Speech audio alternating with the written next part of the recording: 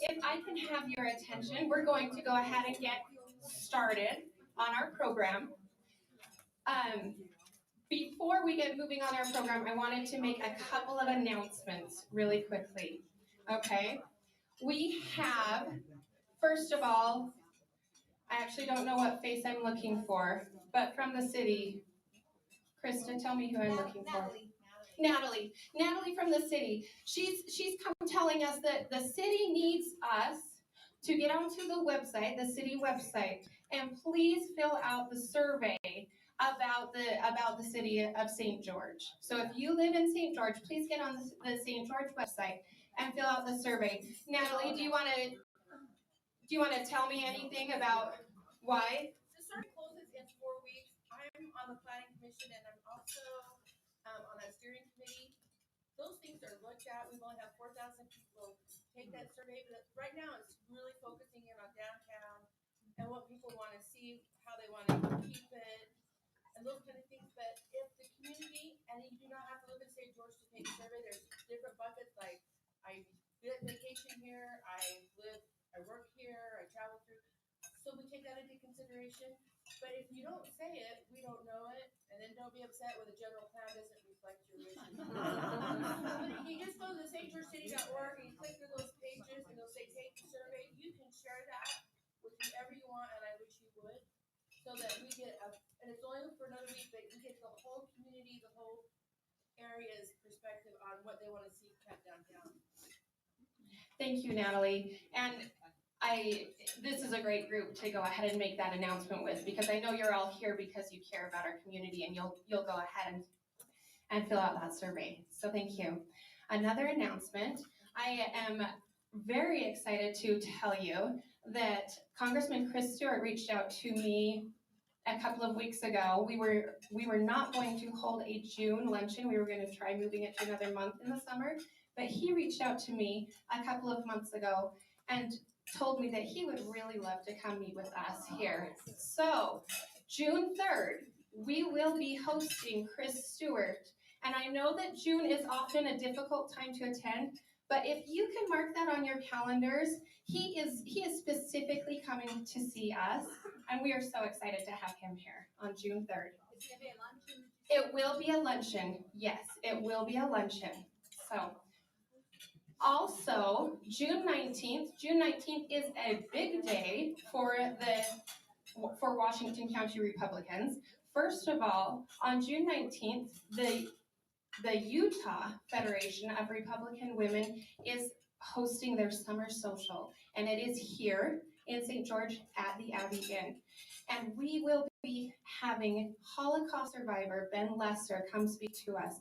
If you haven't heard him or seen him before, he is incredible and so worth your time to come here. He is inspiring, and you will love to be here. So we will be sending out, you will see in our newsletter, you should see in the newsletter you've already received information about how to get tickets for that, and we will continue to make sure you get information about that. He will be fantastic. June 19th, again, is an exciting day because the Washington County Republican Party is hosting Candace Owens for our Lincoln Day. So now I am going to, sorry Lisa, I know you're eating, but we actually have to give her a second here, because Lisa Sandberg, former Washington County Republican Women President, is the new Washington County Republican Party Chair.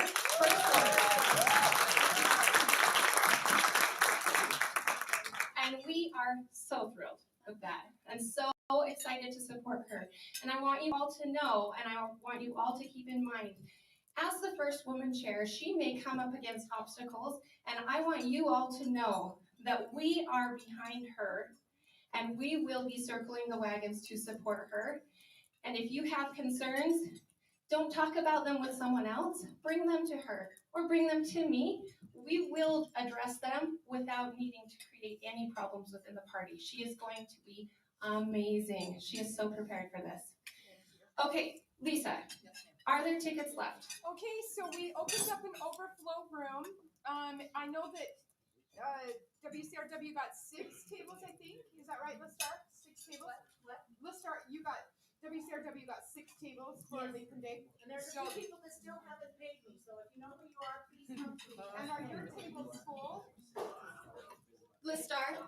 Are our tables full? Yes, they're all full. Okay. And So- if some of you said, and if you are gonna try to tell me, you can't make it, please let me know soon, because I do have people that would like to come, and they'll take your spot, okay?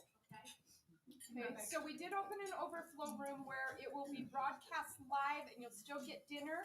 $65. You can still get that on the website. So if you missed out on getting the early ticket, you can go into the overflow room and it'll still be amazing. Perfect. So WCRPUtah.com is how you can get a hold of those tickets. So, okay, we will move forward with our program at this time. We will begin with Sharon Simmons, who will give us a prayer. And then Carol Bracken will provide us with an Americanism and pledge. And then we will hear from Michonne Robinson and Patty Culver. Is Pat here? I haven't seen her. Okay, Michonne Robinson and Patty Culver will give us a new member report. And we'll go to that point. Thank you so much.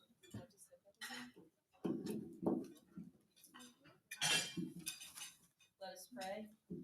Dear Heavenly Father, we are thankful to be gathered together today and for this beautiful Dixie Day.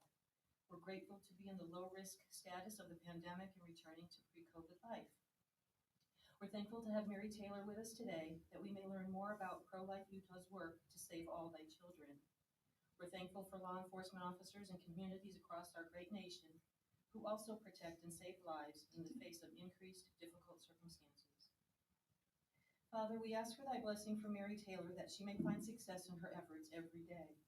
We ask for thy blessing for all law enforcement officers, that they may feel the gratitude and support that exists within the communities they serve, and that they remain steadfast despite the current and unprecedented hostile environment. And Father, we ask for thy blessing and comfort for our friendless star whose mother has passed. We humbly beseech these blessings, Father, in thy name of thy Son, Jesus Christ. Amen. Amen.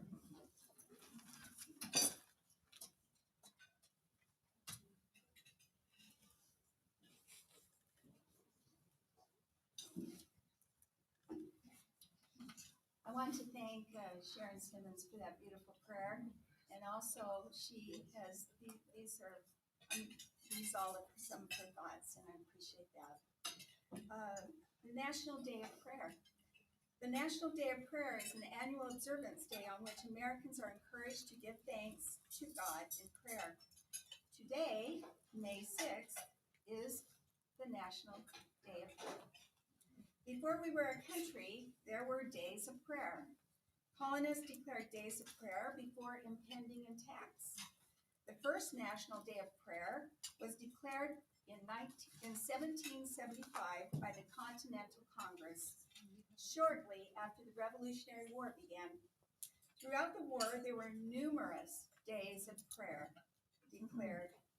In 1952, a National Day of Prayer was passed and signed into law by President Truman. In 1988, President Reagan signed an amendment that designates the first Thursday of May as the National Day of Prayer. This year's theme is Lord, pour out your love, life, and liberty. Americanism embodies many things, and two of the most important are prayer and liberty. Please rise and join me in the Pledge of Allegiance.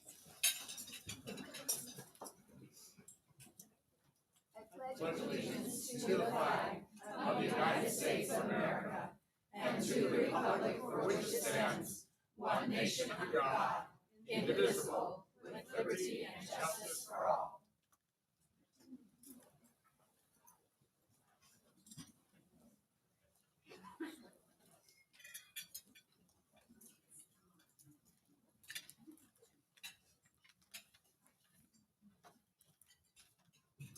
Okay, so we're excited to see so many people here today, and we're excited on how our club is growing each month. We have for 2021, we have 27 new members, and 5 of them are going to be recognized today. So if you're here, stand up. Lori Collier, Mitzi Rogers, Diana Wright, Karen Heath, and Kathy Wright. Those are new members. Altogether, we have 90 members and 29 associate members who are our male members. Of these 119 members and associates, 70 of them are gym members. These members pay money to our club beyond the $35 annual dues and have essentially eliminated our need to fundraise. In turn, they get VIP perks once in a while. So we have 10 new gym members to announce today, and if you are here, stand up. These are our silver gym members: Kristen Crow. No Kristen's there. Becky Dunn, Mona Givens, Kathy Wright, Tom Durant, Karen Heath, and Diane Hickman are all silver members. Our gold members this month are Evan Vickers and Lisa Thorpe, and our diamond member is Dawn Gibson. So we appreciate all of those willing to pay extra money to help out our club. We love it when our members bring guests. Our theme for this year is each one bring one. So if you brought a guest with you today, we'd like you to stand up and announce your guests. And I know Nanette has several, so we'll start with her. Cassie Dartree, her daughter Lindsay Dartree, 22-year-old. Yay! So she's looking for work, and she's gonna be an awesome officer. Megan Heath, Jennifer Lester, Dayla Evans, Sally Galentine. Great. I brought my former boss and dear friend, Lori Sherman from Tucson, Arizona. She just happened to be passing through on this day, and this whole topic is her passion. So, Very nice. Thank you. Rebecca Wilson, she's my family. And she just moved here recently, and she was so excited to come. Nice. Thank you. Thank you, Julian. And my friend here, Wendy Taylor, and she was very excited to come today. Great. Nice. She was very happy with me. This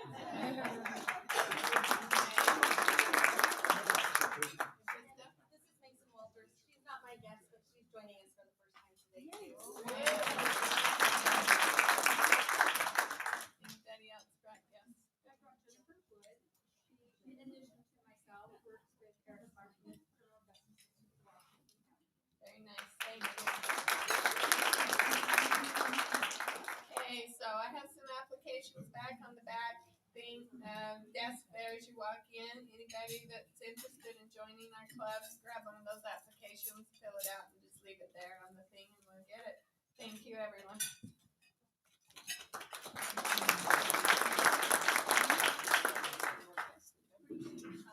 Thank you, Michonne. We are so excited to have so many guests joining us as our county grows. We love to bring you in, and we love you coming if you've been here for a long time. So this is wonderful. Now, one of the things I love about the Washington County Republican Women is that we do really great things. So today we have Judy Houston, who has been the force behind our Embracing Our Heroes scholarship, and she's going to give us a little update on this scholarship, which is a scholarship that we provide to the spouses and dependents? To the spouses of military personnel. Yes? Yes? Okay. Judy, give us a little update. Thank you so much. I'm very, very proud to be part of the Embracing Our Heroes Scholarship. It was formed many years ago, and I'm sorry, I don't know how long we've had it, a long time. But we started it when our local 222 kept being deployed over and over, and they were in the Middle East. And, I know one guy I talked to, he'd been deployed 4 times, 2-year deployments in 10 years. He was gone all the time, and so some of them came home injured, and some of them did not come home. And so we decided to start a scholarship for the spouses because our military members have access to money to go to school, but the spouses don't. And many times the spouses have to support the family. And so we started this with that in mind. That's how it began. And I don't know how many of you remember Wilma Courtney. Wilma Courtney, yes. She was a doll, and she is the one who really spearheaded this. She made the most beautiful quilts, and she drug those quilts everywhere, to every function. I see heads nodding, and at the conventions, and she would, raffle. We have legal people in here. Whatever, it's legal. Whatever you call it, to get. But anyway, tickets. And she actually made $30,000. Wow. 30,000. She got an award for that. So bless her heart. And so we have used that money and used it. And so now today, thank you for your contribution. You paid a little bit more for lunch today, but $5 of that will go to the scholarship, and it helps keep it in functioning. I know the military life is not an easy life. I spent 30 years following my Marine Corps husband around the world, and we moved over and over and over, uprooted our kids, and, he was deployed, and I was a single mom, and honestly, you don't join the military to get rich. It's not a big money maker, but, our military people do it out of service and love for the country, and it's just a great place to be. I think I'm a lot more patriotic than I ever would have been if we hadn't been in the military.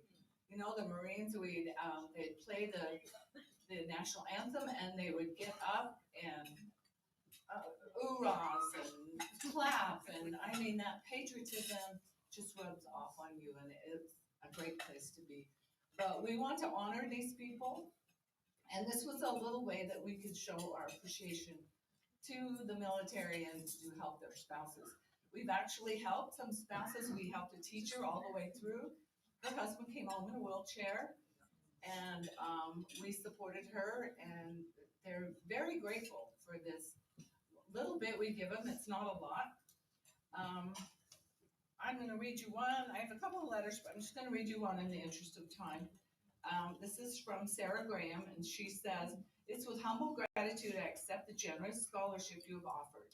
Being a military spouse has its ups and downs. As I type this letter, my husband, Major Ryan Graham of the U.S. Army Reserve, is packing his bags to deploy with a medical COVID response team. I myself am getting children off to their first week of school and preparing to start my fall semester at DSU next week. All this change happening at once can be overwhelming. However, the news of receiving your scholarship brought a sense of relief and blessing to my day. With the monies you have granted, I can pay for all my textbooks and have some to help cover tuition costs. I am in the dental hygiene program at DSU, and this program comes with hefty additional tuition costs to cover our clinical training. You've helped to lighten that burden for me, and I always will be grateful. I hope this letter finds all the Embracing Our Heroes WCRW Scholarship Committee members healthy and safe. Please know that you have truly made a difference in my life. With gratitude, Sarah. Thank you so much."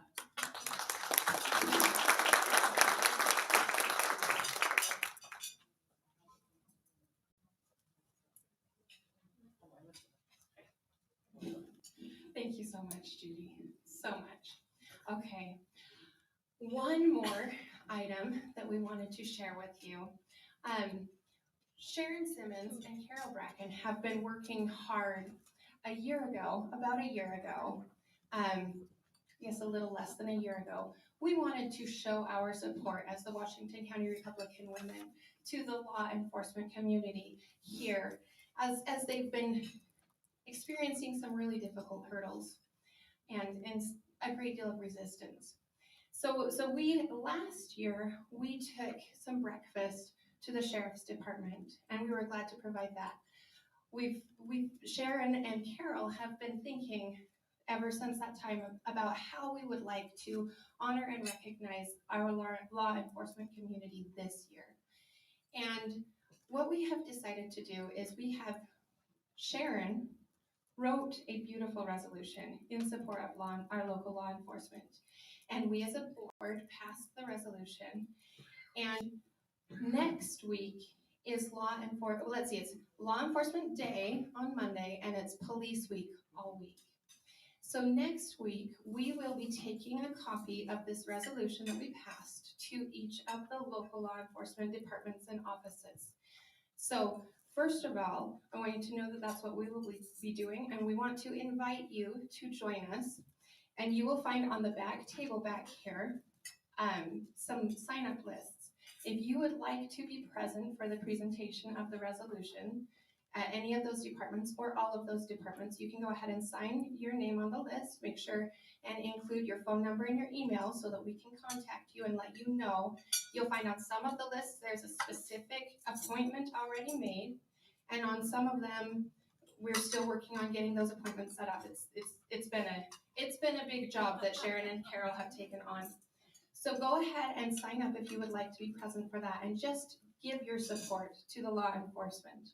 Now, just so that you know what you're signing up for, I have asked Sharon to read the resolution for you. So she's going to do that now.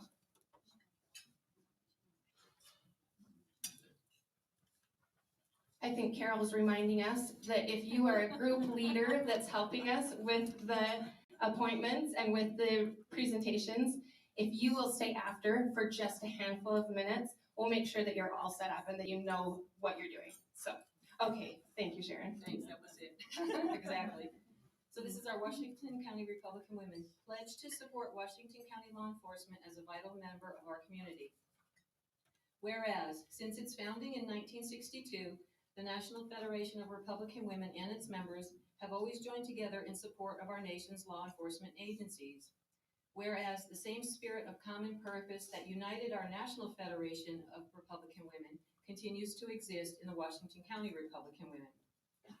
Whereas Washington County law enforcement agencies ensure the peace, safety, and well-being of its citizens and visitors.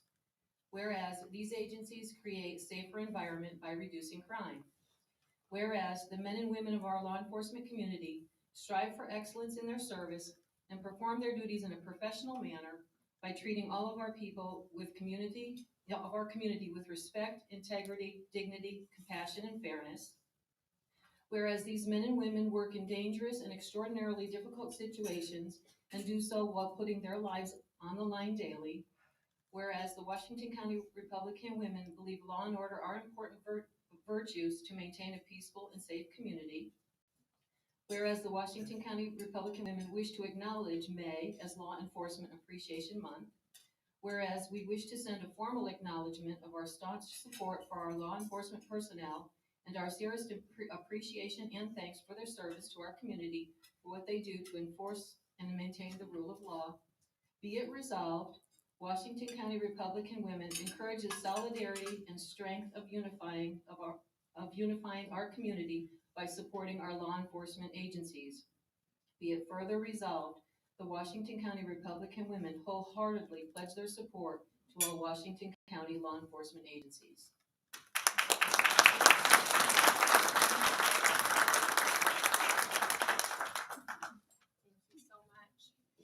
And if we have anybody in here right now who works in law enforcement or who has a spouse who works in law enforcement or has worked in law enforcement, can I ask you to please stand, and we would like to give you some applause. Come on. I know.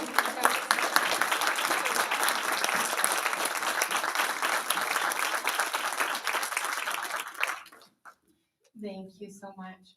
Okay, now we are so excited to hear from our speaker. Oh. I think we need to take a motion to accept the resolution. We did it at our board meeting. You're not having the members vote on it? Do you want to vote on it? Sure. Yes. Okay, let's take I'll accept a motion to pass the resolution. So moved. Perfect. I need a second. Krista? Okay. And all in favor? Aye. Perfect. Okay, thank you. Okay, now we're excited to hear. May opposed. Any opposed? Are we opposed? Okay, thank you. Okay, I'm excited to hear from our speaker, okay?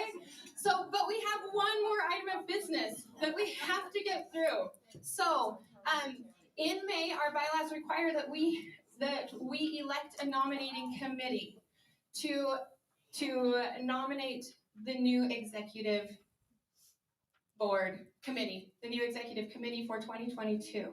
So I am now accepting motions. I'd like to stand on that.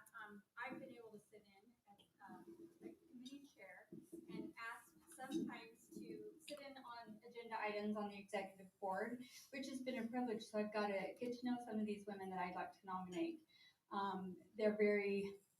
It's a privilege to work with them, and I'm proud to nominate Krista Hinton, Patty Culver. If you ladies are here, just raise your hand. Patty Culver, Lorene Cox, Brenda Wade, and Kristen Walton. Okay, thank you. Thank you. So let's see. I'm needing a motion to accept those nominations. Okay, thank you, Penny. And then I need a second. Nana, thank you. All in favor? Aye. And any opposed? I'll remember that. Perfect, okay. That is our new nominating committee. Thank you. Now, finally, what we're really here for, Judy Houston is going to introduce our speaker, Mary Taylor from Pro-Life Utah, and we will hear from both Mary Taylor of Pro-Life Utah and Catherine Larson from Pro-Life Utah South. So thank you, Judy. Sorry, you have to listen to me twice. But these are two things I'm very passionate about, the scholarship and pro-life. So I'm honored to introduce her today. I just want to know, I've been trying to get this program for a long time, and COVID hit, and so I'm really excited to hear from her. I became passionate about abortion. Pro-life, I guess. When I went to BYU 100 years ago, I I did my research paper on abortion, on pro-life, and it really opened my eyes. That's when I became passionate about this, because just how horrible it is. I think one of our mottos with Republican women is be informed. And this is why I think this is so important to have her here today. We need to be informed about this, and maybe you'll have a renewed passion, for this cause. I wanted to read you really quick that our Republican platform, our Utah Republican platform, of course, supports pro-life, and the Democrats do not. But ours says we believe in the right for life for both the born and unborn. We strongly oppose abortion except to preserve the life of the mother or in case of rape or incest. We believe all human life is sacred, regardless of age or infirmity. Therefore, we oppose abortion, euthanasia, assisted suicide, and the public funding of any of these abhorrent practices. So we've been fortunate to have our former President Donald Trump, who was one of the most pro-life presidents we've ever had. The only Democrats participated in the March for Life. So that was awesome. And now we have Joe Biden, who is the most radical,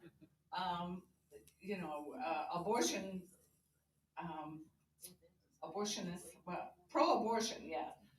So, and he's undoing a lot of the good things that Donald Trump did. So, but take heart, and I would recommend that you try to find Pro-Life Utah on Facebook and follow it. This will give you hope for this cause. Mary Taylor has done an awesome job promoting this in Utah. She started from a little group of protesters, and now it's a full-on organization. She served as president for 5 years, and she's driven by the heartache and regret of her own abortion over 40 years ago. So she knows, she's one that has lived it. And anyway, her mission is to educate and empower women facing unplanned pregnancies so that their babies will not face the tragic fate that hers did and will not struggle with the emotional consequences that she spent a lifetime coming to terms with. So I think we forget about the mothers, who have had this happen and how difficult it is. So she has a daughter and 2 grandchildren, and she's the adopted grandma. I want to hear more about this, of a precious little boy who was born to the first mother that pro-life empowered to reject abortion. So we got to hear more about that. She's married to John Taylor. She loves the outdoors and her grandchildren, and she's from South Jordan. And I just am honored to introduce you to Mary Taylor.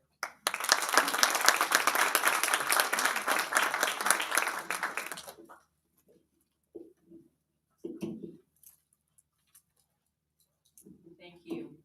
Can you hear me okay? Okay. Thank you so much for having me here today. I love to come to St. George. My daughter and 2 grandchildren live down here. You guys always have wonderful weather and and icing on the top this time. I got to see my grandson's soccer game last night. So I will take any opportunity to come to St. George. I'll also take any opportunity to discuss the abortion issue. I just don't think that we can talk about it enough. Now, this is an issue that almost everyone has an opinion about, and often very strong opinions. And I know firsthand about those differing opinions because, you see, I have been on both sides of this aisle. That's right. I'm president of Pro-Life Utah. And yet I started this journey as a staunch pro-choice supporter.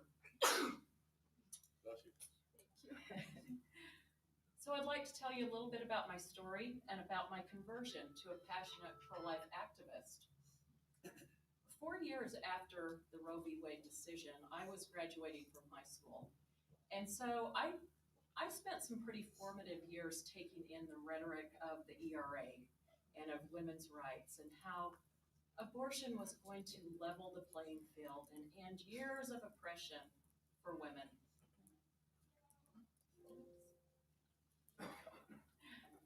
So in my teenage brain, the abortion issue was all about women's rights.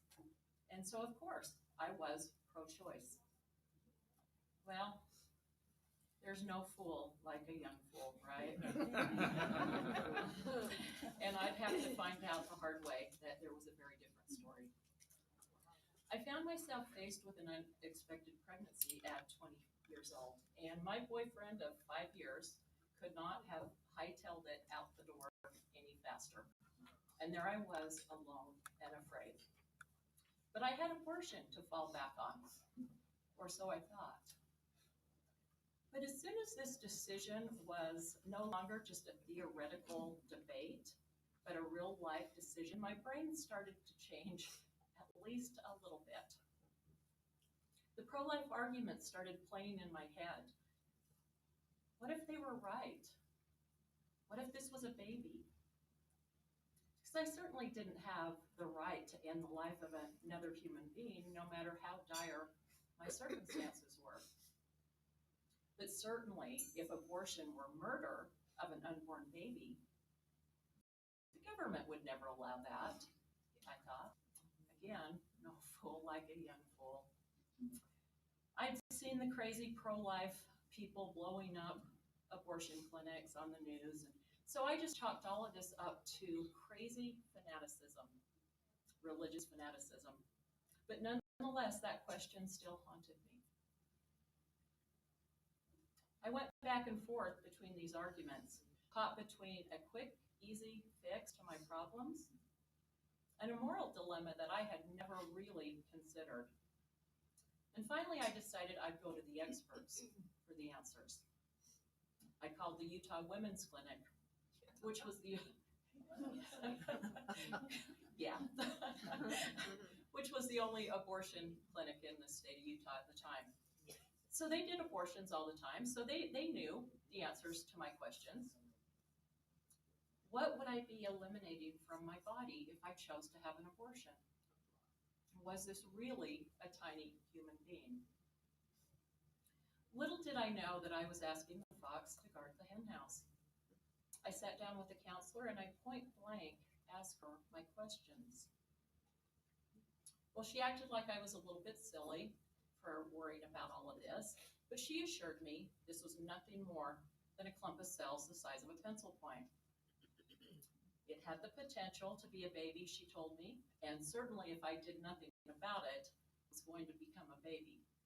But at this point, it was in no way, shape, or form a baby. Well, that was a relief. But I was still unsettled. And so I told her that I was going to go home and think about it for a couple of days. Oh no, she said. If you do that, the price of the abortion is going to double.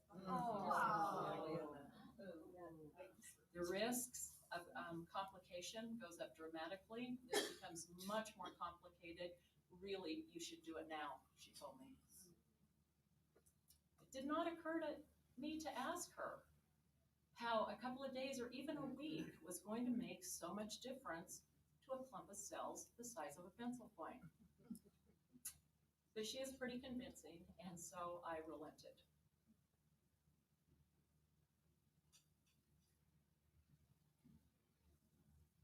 As I lay on that table, the sound of that suction machine roared in my ears, and there was a sharp pain in my abdomen, and then you could feel the unmistakable cold, damp darkness of death. The tears began to roll down my cheeks, and I don't think I quit crying for weeks. I remember the ride home, looking out the car window through my tears at the blue sky and the puffy white clouds. And I swear that I could see the image of a blue-eyed, blonde-haired boy in those clouds. I didn't understand what I was feeling. I couldn't reconcile what I felt in my heart with what I thought I knew in my brain. And so I looked for an escape in alcohol and marijuana. And I spent the next year mostly high, sometimes drunk, and I really made a mess out of my life.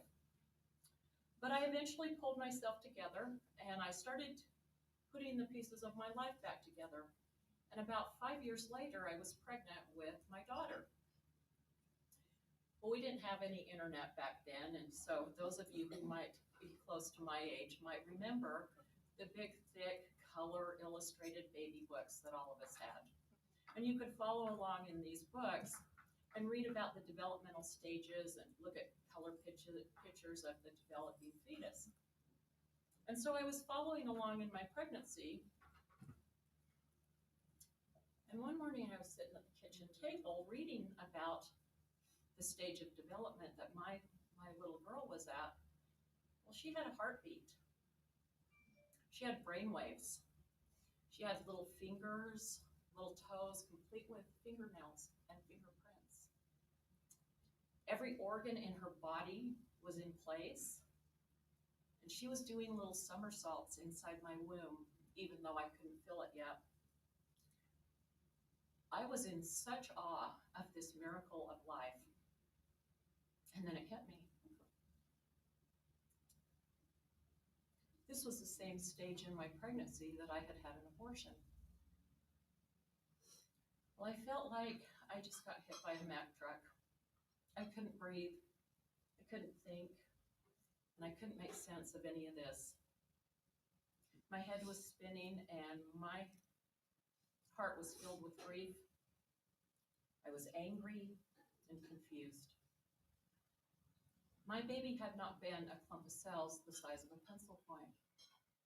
In fact, my baby would have looked a lot like this.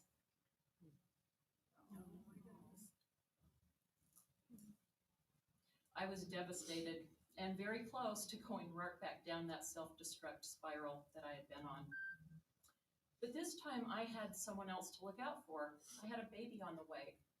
And I needed to make the best life possible for her. So I stuffed all of those feelings in the deepest, darkest recesses of my brain. And I tamped down that pain in my heart, and I tried to forget. But it would follow me like a dark cloud. And when someone had a new baby or a miscarriage, or if abortion was headlined in the news, there were so many things that would trigger all of that pain and grief and heartache to come rushing back. Well, in 2015, and this was 35 years later, David Daleiden released his undercover videos of the Planned Parenthood baby body parts scandal. I watched every single minute of every single one of those videos, and I was heartsick and I was appalled.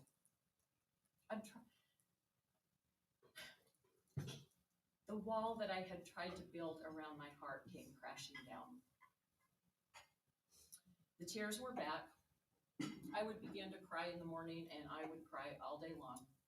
I'd go to sleep that night with tears still rolling down my cheeks. I could not imagine how God could ever forgive me, and I knew that my own child must surely hate me.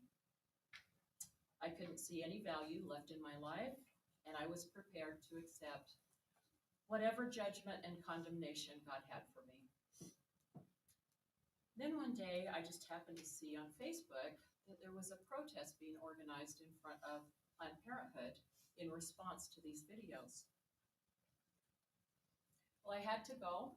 I had to stand up against this. I'd never been to a protest before. I had no idea what I could do or how I might help.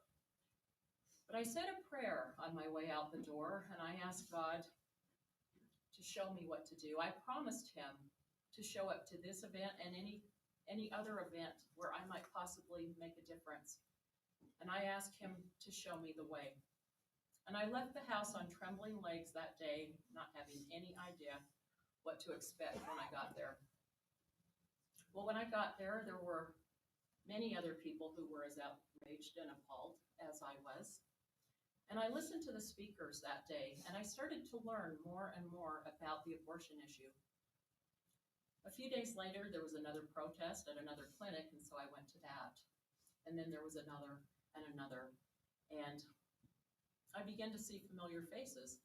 And then one day on the steps of the state capitol, the man that had organized this protest was an LDS man. We all began to talk, and he said he was an LDS man.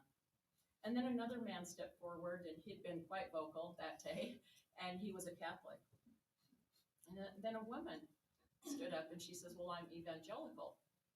And so we began to talk about how we were all from very different backgrounds, and yet we knew that we all had to come together if we had any chance of ending these horrors that we had all witnessed. And this was the beginning of Pro-Life Utah and the founding principle on which we based our mission statement. This is our mission statement.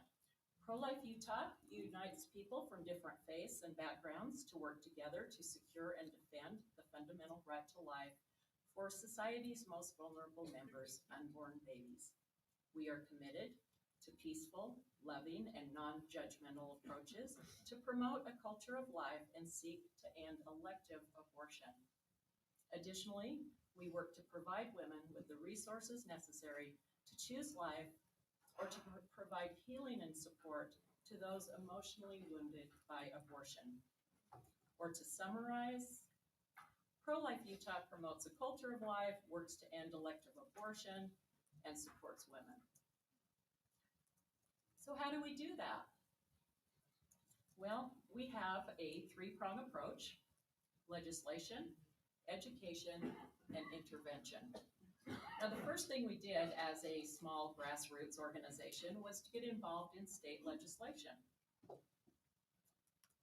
Now, state legislation has its place, and it can reduce our abortion numbers. It can put some protections in place for women, but we soon found that Roe v. Wade really limits what we can do this way.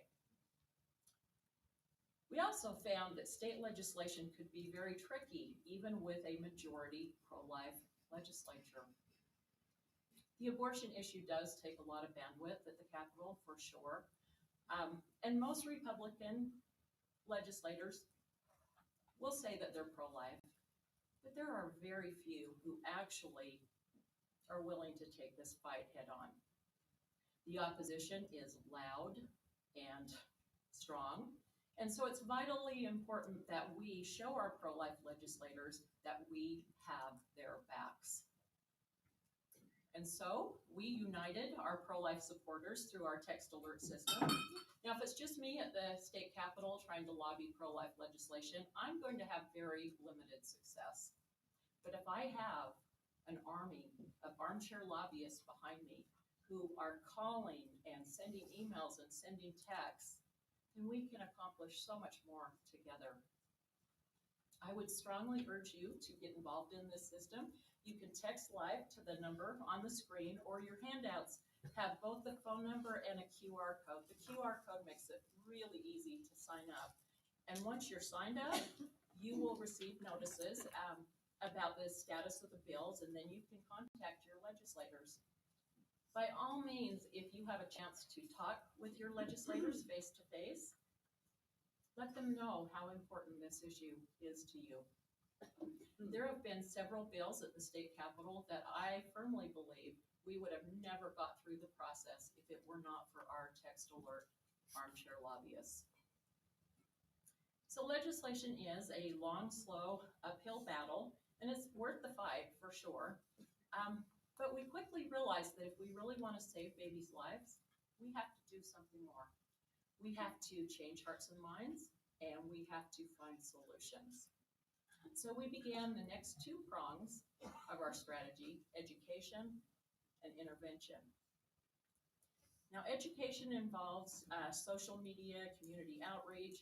You know, as deeply as abortion had affected my own life, I was very surprised to learn how very, very little I knew about the subject. Abortion thrives in the shadows, but when we shine the light of reality on abortion, there are many people who are moved to join us and do whatever they can. So our goal is definitely to educate the public, and we do that in a variety of ways. One of our favorites is the annual March for Life. Now, this top picture is our very first ever March for Life, and I have to be honest, we were about 6 months old, and somebody called and said, "Are you guys gonna have a March for Life?" And we went, "A march for what?" So 2 days, our Vice President, Deanna Holland, took 2 days to organize our very first ever March for Life. There were 35, 40 people who marched up State Street with our signs, and that was our first march. 4 years later, 2020, that's 2,500 people in the rotunda of the state capitol. So we were really proud of that. Now, last year posed some interesting problems with the COVID restrictions. So we ended up doing a car parade, and we stretched decorated cars from the state capitol to 60th South. Oh, wow. We had a lot of fun. It was, in fact, a lot of people are asking us to do it that way in the future, and I don't know whether that's gonna happen or not, but it was a great event. The top two pictures is our car parade in Salt Lake. The bottom two pictures are is the car parade right here in St. George. And we're gonna hear a little bit more about Pro-Life Utah South in a few minutes, but that first picture is just a group of supporters at the march, and the second picture is because I shamelessly take any opportunity to show my grandkids off. That is my daughter and her family at the March for Life down here. Now, one of the most important aspects of the education prong is to inform women about, to inform expectant mothers about the development of their baby and about the humanity of their baby. We also need to educate young people about abortion, because that story that Utah Women's Clinic told me, that's what Planned Parenthood is telling our children right now, today. They're infiltrating our public schools. They're also infiltrating our libraries. And so we have to be very vigilant and we have to arm our children with information. Last but perhaps most importantly is our intervention programs. Now, our intervention programs are designed to empower a woman who feels like she has no other choice but abortion to choose life for her baby. So we reach out to women who are considering abortion in several ways. This is some of our sidewalk advocates in front of Planned Parenthood Metro in Salt Lake.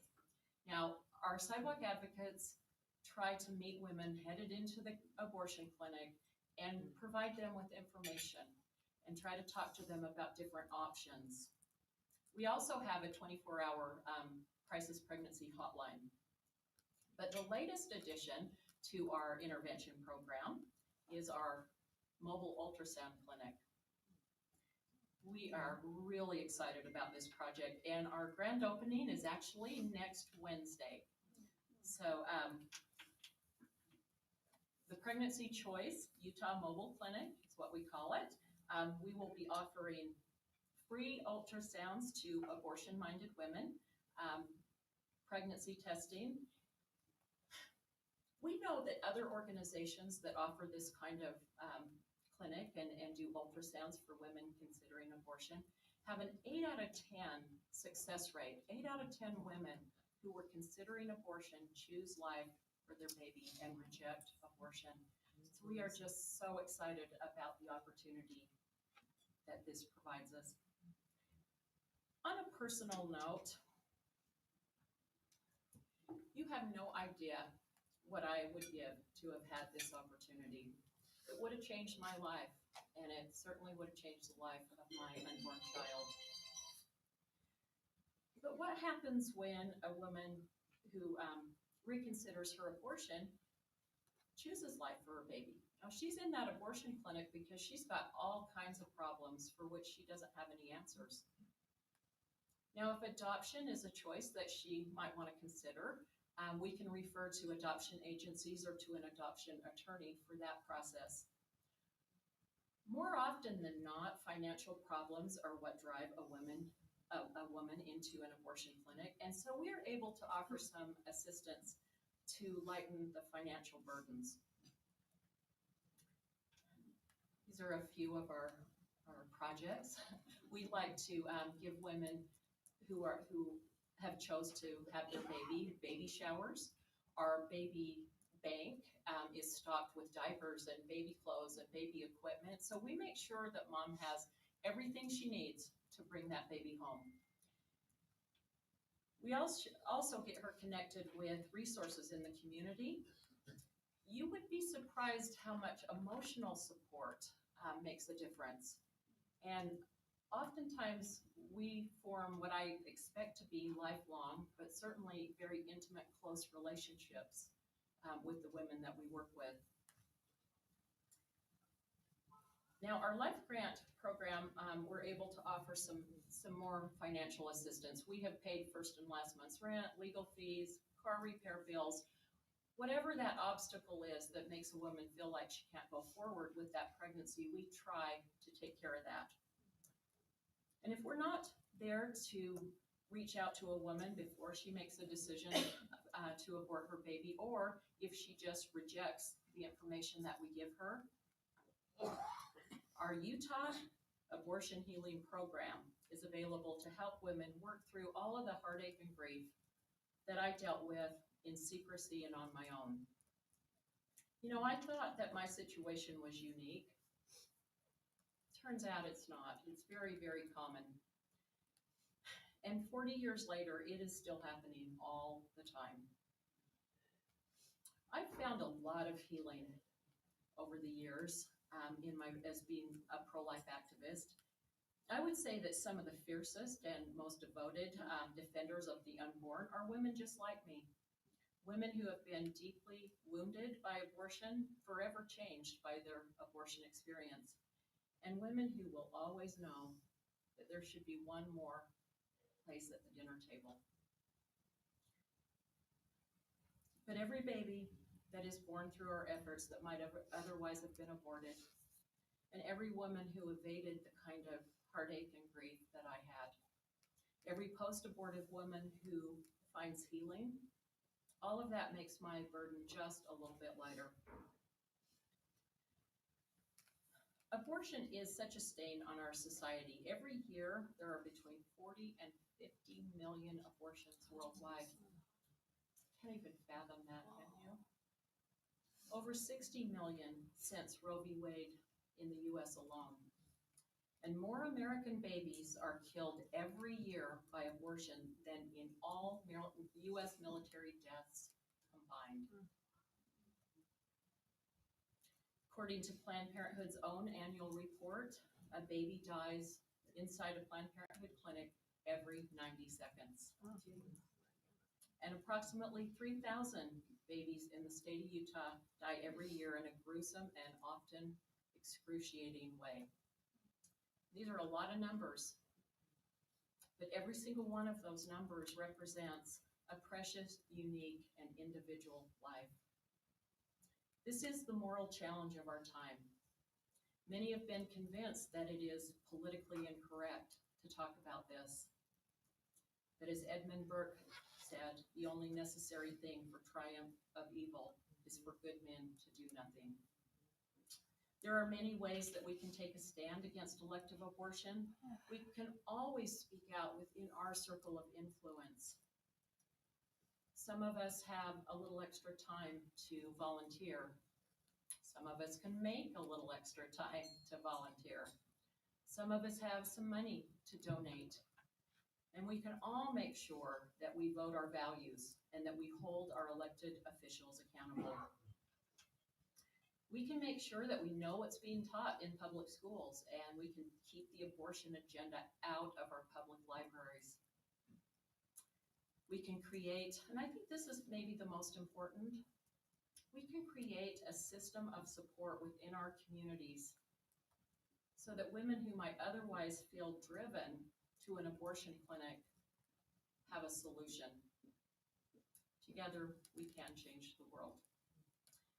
Now, I promised that we would talk a little bit about the Pro-Life Utah South chapter, and I just happen to have the director of Pro-Life Utah South with me here today, Catherine Larson.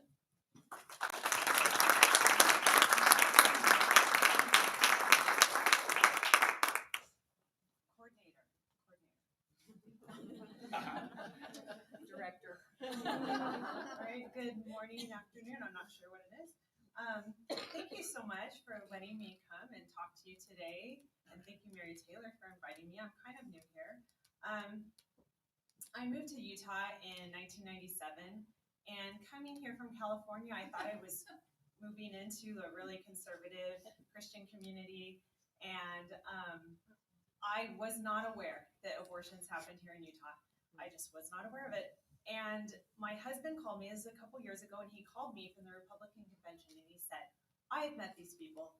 They run Pro-Life Utah. There are 3,000 abortions here in Utah each year. We are getting them money and we are joining. And I said, okay. And so that's how we got started. So that's my invitation to all of you. Join us. And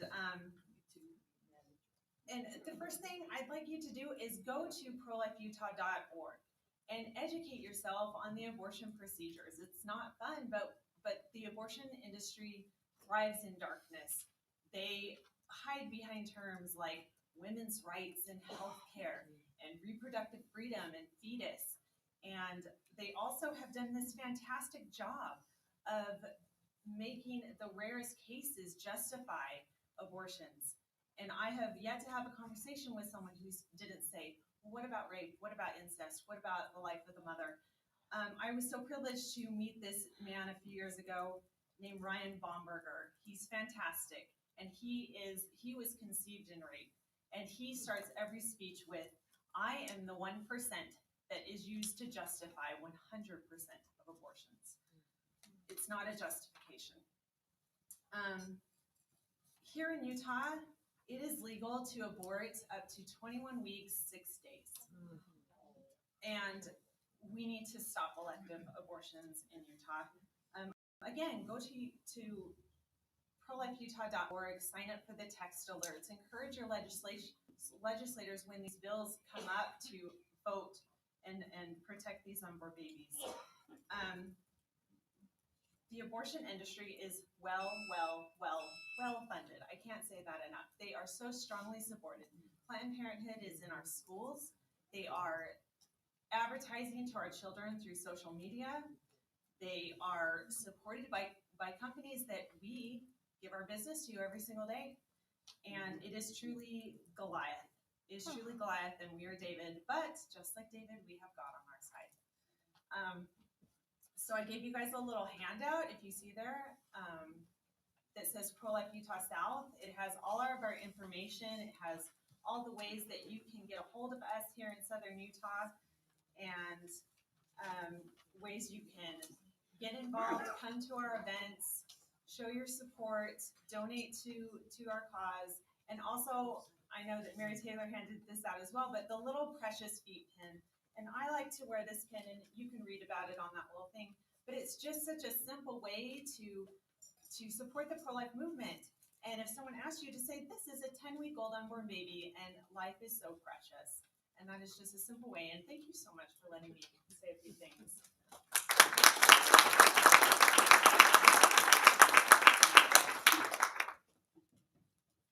Yeah, I really do encourage you to get involved with Catherine.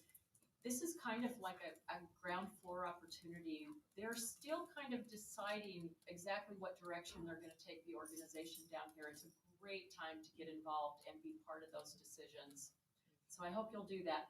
I'd like to leave some time for questions and comments, but there have been a couple of subjects I've been asked to cover, so I'm going to try to do that really quickly. The first one is fetal pain. So if you look really closely at the research on fetal pain, you're going to find that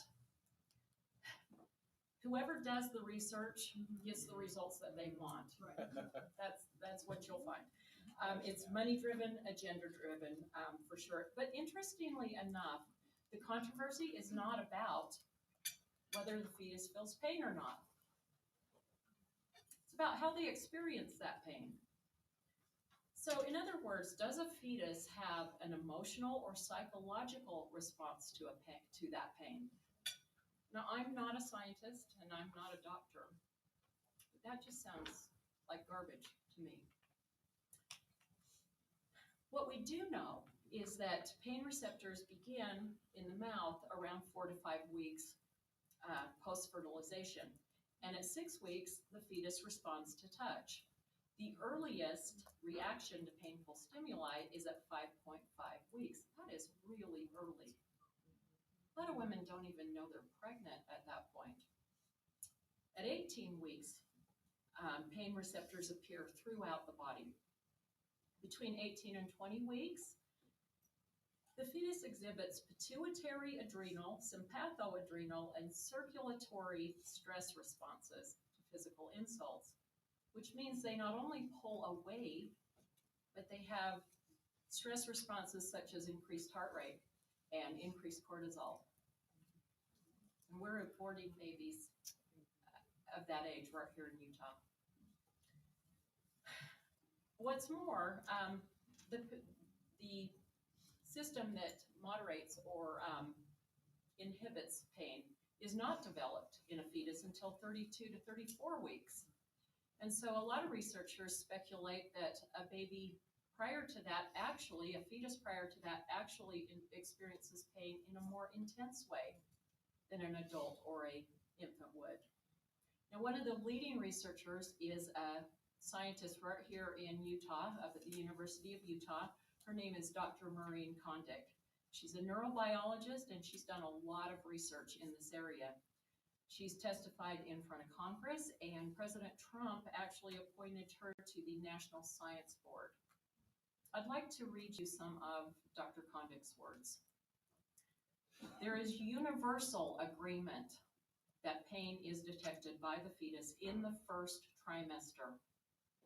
The debate concerns how that pain is experienced, i.e., whether the fetus has the same pain experience as a newborn or an adult. And then she goes on to say, imposing pain on any pain-capable living creature is cruelty. and ignoring the pain experienced by another human individual for any reason is barbaric. We don't need to know if a human fetus is self-reflective or even self-aware to afford it the same consideration that we do other pain-capable species. We simply have to decide whether we will choose to ignore that pain or not. I was also asked to talk about legislation just a little bit. I was very, yes. No, keep going. We have a few people I know that have to go back to work and have to go get kids from babysitters. I want you to know you can leave if you need to without looking like you're walking out, but we're gonna keep going. So just know that it won't be rude and we won't be worried if you need to get out. You're good, okay. Okay. Let's see, where was I? Legislation. So I was very surprised to learn that abortion is not a guaranteed constitutional right, because that sure is what it sounds like from the other side. The fact of the matter is that Roe v. Wade was based on a privacy clause in the 14th Amendment. It had nothing whatsoever to do with abortion or about the right to life of the unborn baby. Ironically enough, the 14th Amendment also states, quote, "Nor shall any state deprive any person of life, liberty, or property without due process of law." So using the 14th Amendment to claim abortion rights is mind-bending. Here we are almost 50 years later. So how do we bring this to an end? Well, most legislative strategies are designed to chip away at so-called abortion rights, impede access to abortion, or to educate women and counter all this rhetoric that we've been talking about. But our real hope lies in being able to show the humanity and the personhood of the unborn baby. Justice Harry Blackmun sat on the Supreme Court at the time of Roe v. Wade.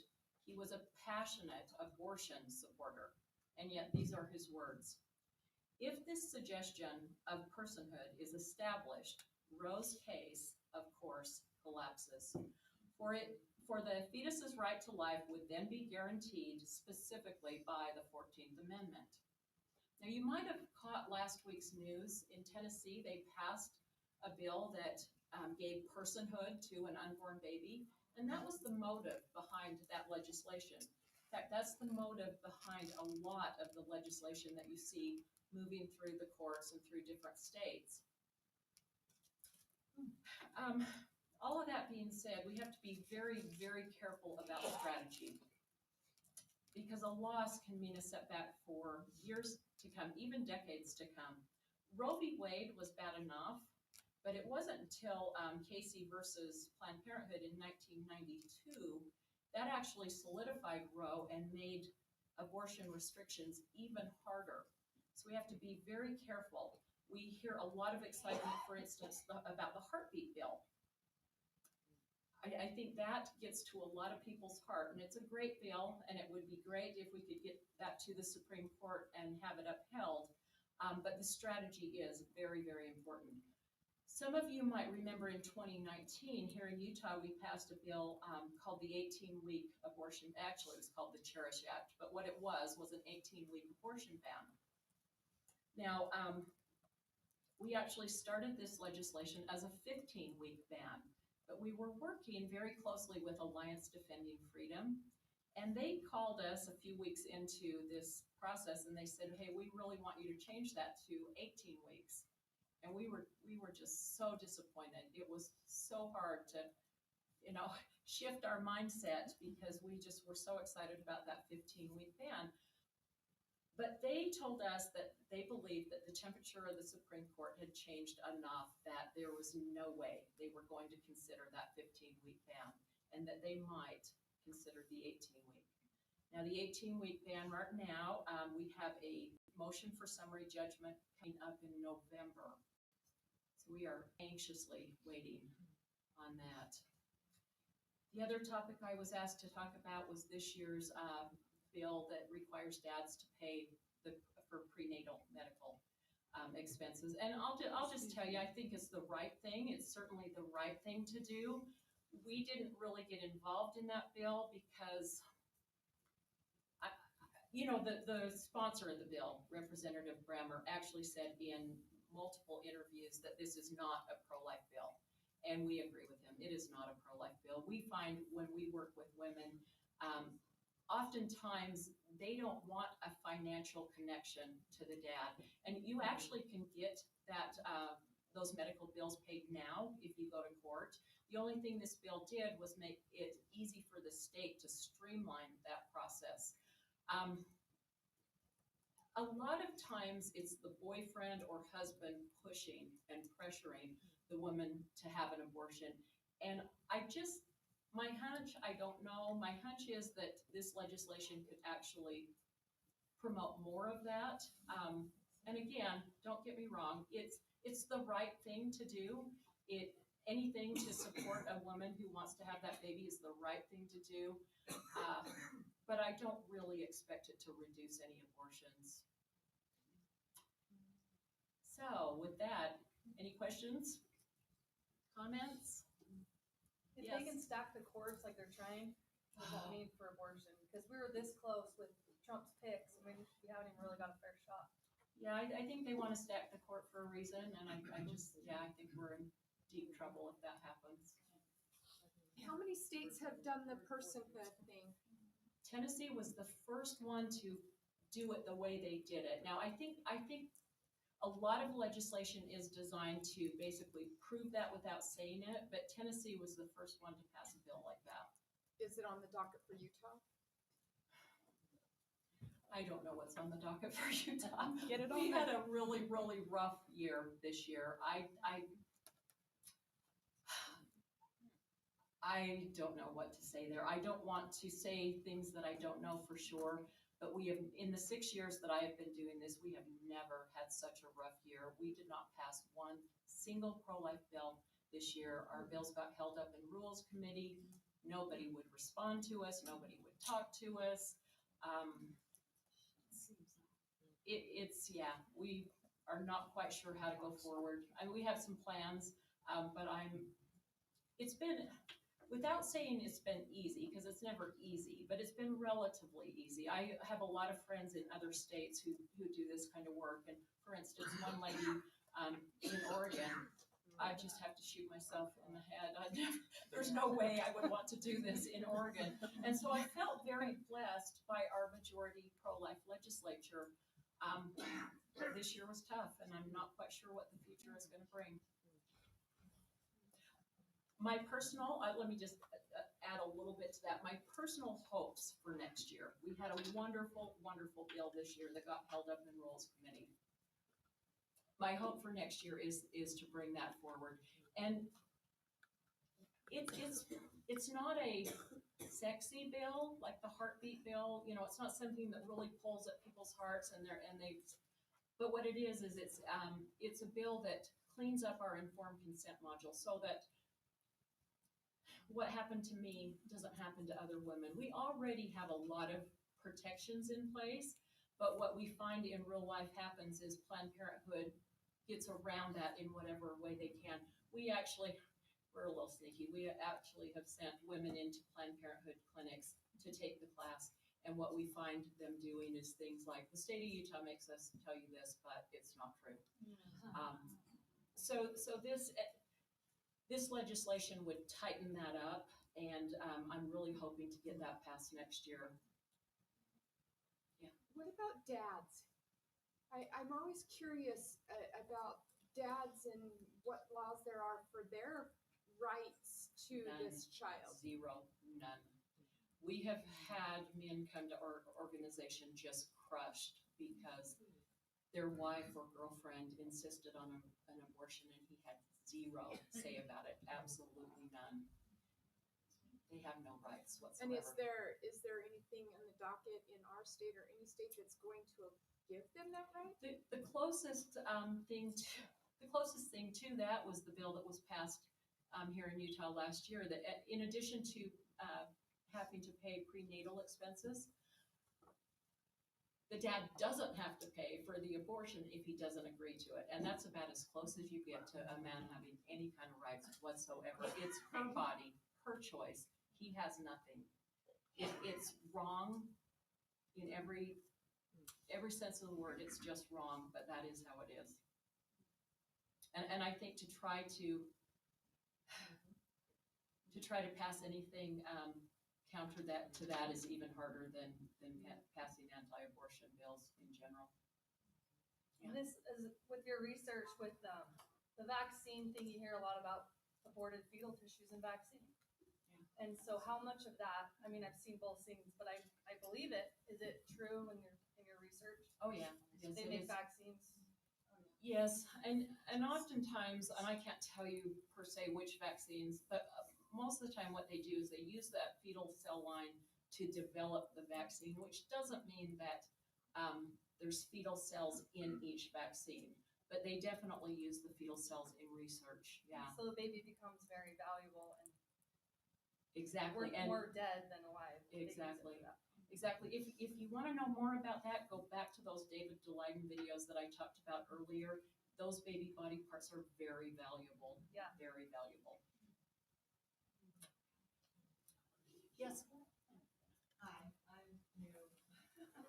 But I hail from Washington State, and I did a lot of work, paid a lot of attention and volunteered and helped with trying to get legislation passed to support life and all of that. And I have to say that, and I think you'll agree, nationally, our judicial system is not something independent. No. And I don't know how things are in Utah, but it doesn't sound like things are headed in a very good direction. I don't have hope that it will even improve. So I'm sitting here thinking, what can I do? What can we do? And I really liked your focus on education. I think, I'm not saying we shouldn't go forward with legislation, and that's all good. But if we're trying to figure out in this group, what should I do? When we volunteer our efforts and our time, the education portion of it, and maybe getting involved with schools or whatever, but I'm just so hopeful for Utah. I'm so happy to be here. It was so discouraging coming from Washington. So you're way ahead of the game. But Thank you. but I will say, I think I just don't have any confidence in our courts and in our legislation. I'm sorry. I could be wrong about Utah, but it's just not heading in the wrong direction. So as far as our personal, what can we do in this room as women? Number one, encouraging the people in our circle of influence to be educated as to, like you say, go to that website and look and see what's really going on. The other thing I think that people aren't, I don't know how things are in the schools here in Utah, but in Washington, they have just eliminated practically the classes and the skill on critical thinking. Like when you're getting knowledge, is it true? How do I find out if it's true? How do I question it? And so that's, I think, one of the critical skills that we can encourage those around us, especially our young women, is to ask the questions and to get those answers. So anyway, my point is, I appreciate your educational focus, and I think that's where we're going to have the most influence, is in our very grassroots circle of influence, and then the schools and education. And good luck. I'm all for it. Thank you. I think in education there's two things. If you're trying to talk to somebody or convince somebody about abortion, there's two things that really make an impact on people. One is the fetal development. The other one is the abortion procedures. If you go to abortionprocedures.com, there are videos there by an ex-abortion doctor. Most people absolutely have no idea. I mean, in their mind, it's just you go in pregnant, you come out not pregnant. The procedures are horrendous and awful, and that changes a lot of people's minds. What about, I went to the National Federation of Republican Women convention a couple years ago, and there was a group there that was pro-life, but they were very focused on women's health and mental health, and that component of pro-life and why to choose pro-life. Do you have a component like that in your group? Well, so our intervention programs, the women that we work with, those are things that we run into, and we work one-on-one more with. Like I said, when a woman ends up in an abortion clinic, a lot of times she just has a laundry list of issues she's dealing with, and mental health a lot of times plays into that. So for us, it's just one-on-one. We just work one-on-one. Yes. I just have one quick question. Does Planned Parenthood have any obligation to show the mother an ultrasound or listen to the heartbeat, or do you just your van would offer that? Yeah, so last year, not this year's legislation, but the last year, if any of you followed that, we were trying to require them to see an ultrasound. That crashed and burned. It was a bad situation, which I could go into. But as far as we have changed the information that Planned Parenthood has to do. We passed a law a couple of years ago, it might have been 2019, a couple of years ago, where the state health department had to they had to put all of that information on a module online, so it's uniform, correct, not opinions given, all this kind of stuff. It's actually pretty decent information, and it includes the heartbeat and things like that. The problem with it, and this is why I want this new legislation, the problem with it is if you know, and Planned Parenthood likes to tell you, all you really have to do is scroll to the bottom of the page and press click, scroll, click, and you're done. So we want to change that so that you actually have to get the information. Thank you.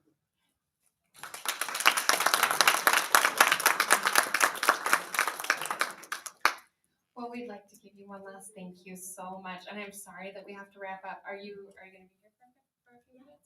So if you have any further questions that you'd like to talk to Mary or Catherine about, if you have anything else, you're welcome to come chat with them for a little bit. We have to wrap up. Make sure that you visit the table at the back if you would like to help with our law enforcement resolution presentations. And if you're a group leader and you're here today, go ahead and stick around for just a couple minutes. I promise we'll be quick. So one last time, thank you so much, Mary.